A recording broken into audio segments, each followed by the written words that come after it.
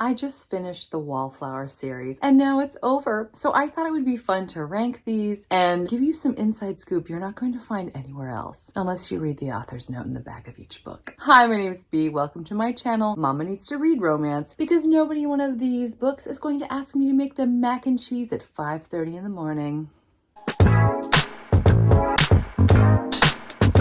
I thought I would just wrap up my Ravenels series vlog by ranking them from the one I like the least to the one I like the most. I'll be telling you a little bit about each book, why I loved it or didn't love it quite so much, and giving you some insider info that you can also find in the author's note. Coming in at number 7 with a 3.5 stars is Cold-Hearted Rake. Yes, it's the book that started it all, and there's so much to love.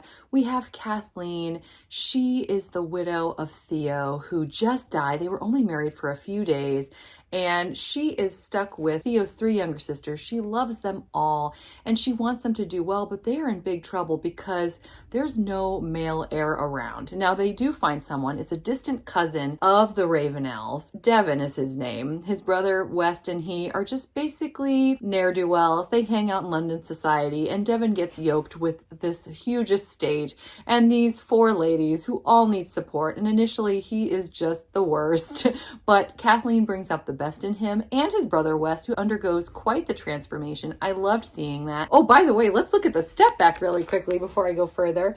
Here we see gorgeous Devon and beautiful, beautiful Kathleen, and the Eversby Priory is in the background, which is the dilapidated home where they were living until Devon comes in and spruces it up quite a bit. I loved their love letters back and forth. I loved the banter, but he is quite the hothead, and they had several encounters where I didn't really care for the way that he treated her, and so it kind of made it less beautiful and flowery for me, but still, this was a great story, and I loved seeing everyone together in the beginning before they found the loves of their lives. By the way, apparently other people agree with me too in terms of this being the least favorite book. It got a 3.82 on Goodreads when virtually all the rest of them got 4.0 and above. So interesting to know. And this is the only book that did not have an author's note. Coming in at number 6, it's actually the other end of the series for me, Devil in Spring. This was my second to least favorite book. I'm not a big fan of insta-love or especially insta-lust. I also found the love scenes to be a bit awkward because it wasn't always 100% super consensual. Having said that though, I really enjoyed the mystery element of this.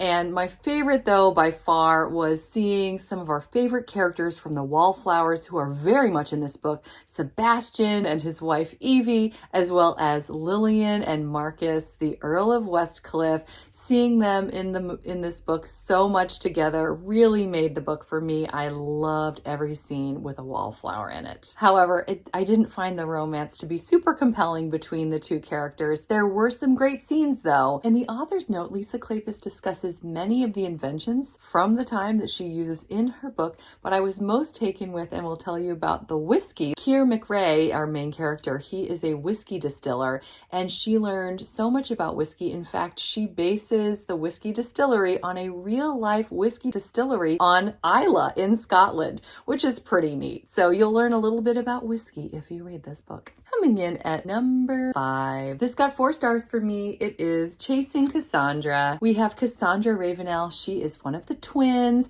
and she's been wanting love for such a long time, and she winds up finding it with Tom Severin, who I will show you in this step back. He is everybody's favorite thinker. He's also been friends, but also enemies to West and Devon Ravenel. He will do anything for money or to strike a deal that he wants, and that includes running over his friends to do it, which is unfortunate. Cassandra teaches Tom how to find his heart and get in touch with his many, many emotions. I really enjoyed watching the 2 of them fall in love. He wasn't a cinnamon roll enough type hero for me to be super excited about him, but I did love her, and he can really put some words together. He is quite funny without even meaning to be, and quite romantic without meaning to be as well. I really enjoyed the author's note here. Lisa Kleypas details so many, again, inventions and just interesting tidbits from the time. So Cassandra gets Tom into novels, and her favorite is Around the World in 80 Days by Jules Verne. Well, Tom Severin decides his favorite is Tom Sawyer by Mark Twain. It turns out in real life, Mark Twain actually harbored incredible resentment against Jules Verne because Mark Twain wanted to publish a story about a hot air balloon, but Jules Verne beat him to the punch. How about that?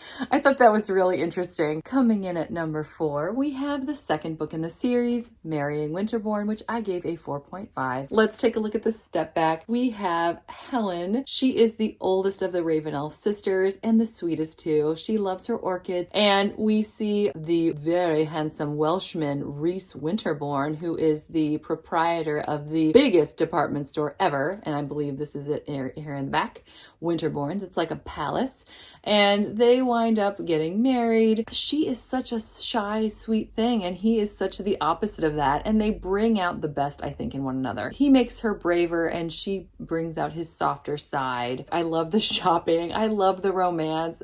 As I mentioned in some of my other videos, I did find their first love encounter to be a little awkward because he's coercing her into it so that he can make sure she can't back out of the deal that she made, which was to marry him, because he wants to move up in society and he knows that she can help him do that. So that was very awkward for me, that scene.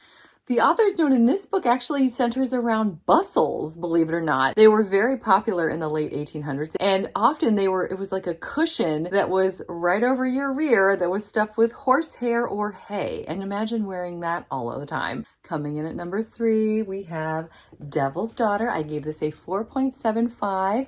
And let's glance at the step back. West Ravenel. I just adore this man. He is so sweet. And he was kind of a mess in the beginning, but thanks to Kathleen, he got his act together.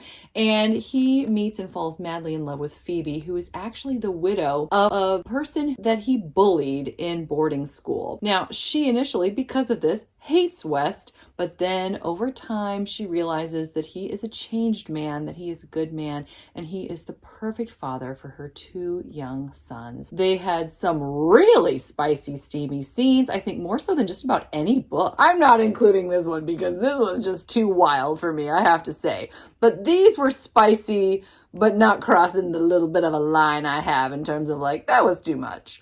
But very spicy, very good.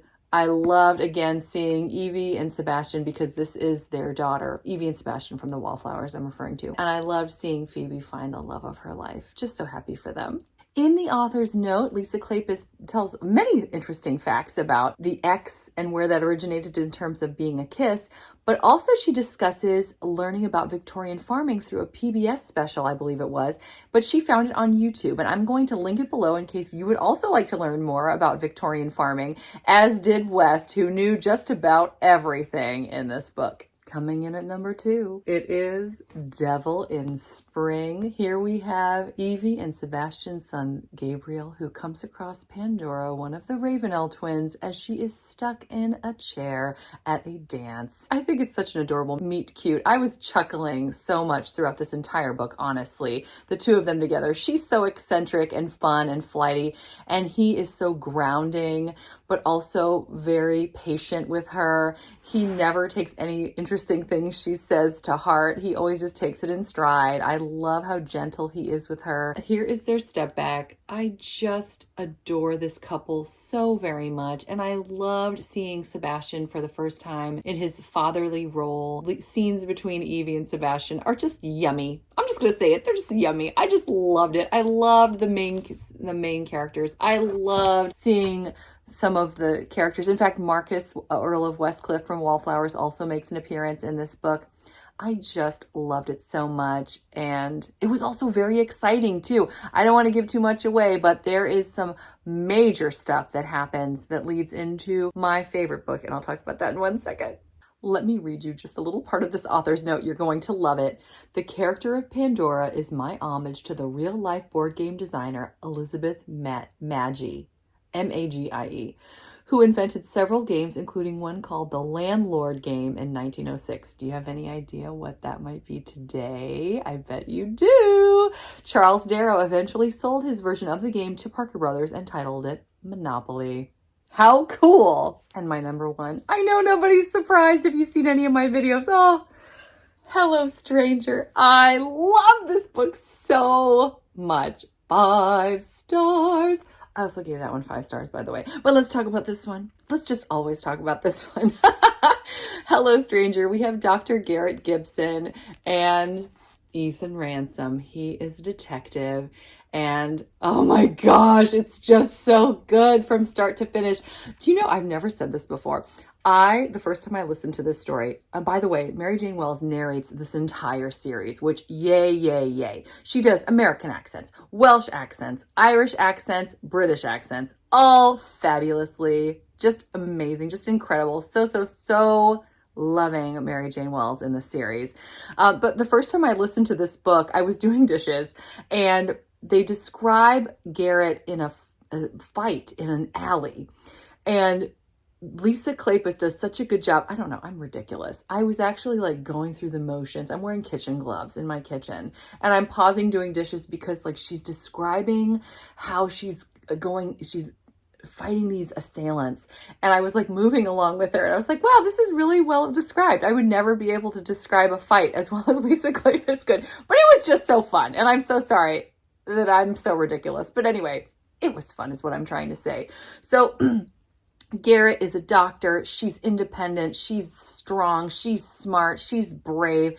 And she comes across Ethan Ransom, who follows her because he's concerned for her safety. He's fallen in love with her long ago, and he's just been keeping himself away from her because it's dangerous. See, I'm going to try not to give away the whole book now. I'm going to start talking and I'm not going to be able to stop. And this is going to be the Hello Stranger vlog all over again. Anyway, let me see if I can make a long story short. So he follows her. She discovers that he helped her to beat these two guys down. He winds up teaching her self-defense, but all the while he's saying, okay, I'm just going to be with you just a little bit more and then that's it. But of course, he can't keep himself away. He just loves her so much. But he's in a very dangerous situation right now. There are some bad people in his department, and he's trying to figure out who it is. And they both deal with the bad parts of the world. She helps the victims, and he deals with the criminals. And so they have a unique understanding of one another. And love, the passion, and the excitement, and the energy. And I love how much he loves her and wants her to be herself. And just so good, so good, so good. Now, about the author's note, this is so cool. Dr. Garrett Gibson, the fictional character in this book, is based on a real woman. I'm going to glance at this real quick. Dr. Elizabeth Garrett Anderson. Against great opposition, she earned a medical degree at the Sorbonne in 1870, and in 1873, she managed to become the first licensed female physician in Britain. The British Medical Association promptly changed its rules afterward to prevent any other women from joining for the next 20 years. This woman goes on to receive more accolades. She's in government. She is just my spirit animal. I'm so impressed. And I love that Lisa Kleypas chose to honor her in this fictional work. So neat. So neat. I could go on, but I'll stop. Does that happen to you? You want to start talking about one of your favorite books and then you just can't stop, but this video needs to end. So I hope you enjoyed this. I hope that you'll join me for my next Lisa Kleypas vlog series. It's going to be short though. It's like 3 books for Gamblers with Cravens. I'm going to be doing that at some point in the next several months. I'm not sure what. I hope you're doing well. I hope you're enjoying whatever it is you're reading, whether it's Lisa Kleypas or not. Until next time, thanks so much. Take care. Bye.